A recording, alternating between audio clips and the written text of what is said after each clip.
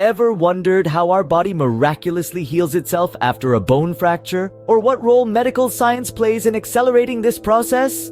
Today, we're going to delve into this fascinating subject. Imagine a bone as a rigid, yet somewhat flexible structure.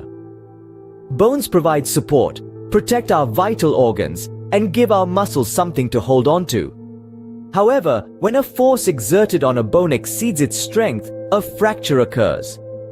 Bone fractures can be simple, where the bone breaks but does not pierce the skin, or compound, where the bone breaks and pierces the skin. There are also other types, like stress fractures, which are tiny hairline breaks usually caused by repetitive stress or force. So how does a broken bone heal itself? It's a step-by-step process orchestrated by the body's innate intelligence.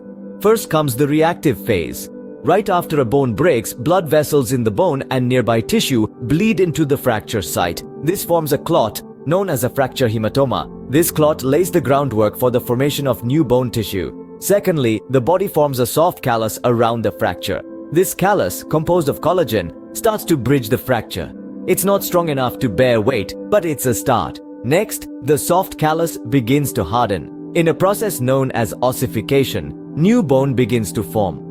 This new bone is often thicker and stronger than the bone it replaces, a testament to the body's desire to avoid future fractures. Finally, the healing process enters the remodeling phase. Over the next several months to years, the body slowly reshapes the bone, reducing the extra bone formed during healing. But where does medical intervention come in?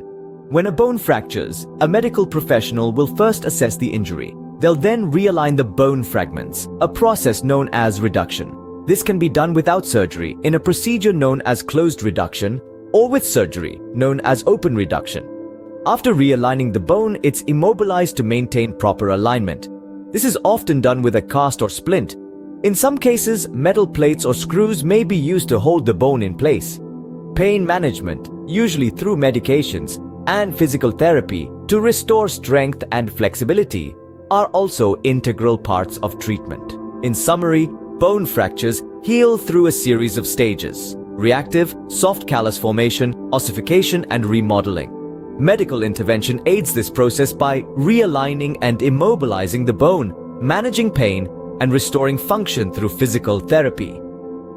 Bone fractures and their treatment are fascinating examples of the body's resilience and the power of modern medicine.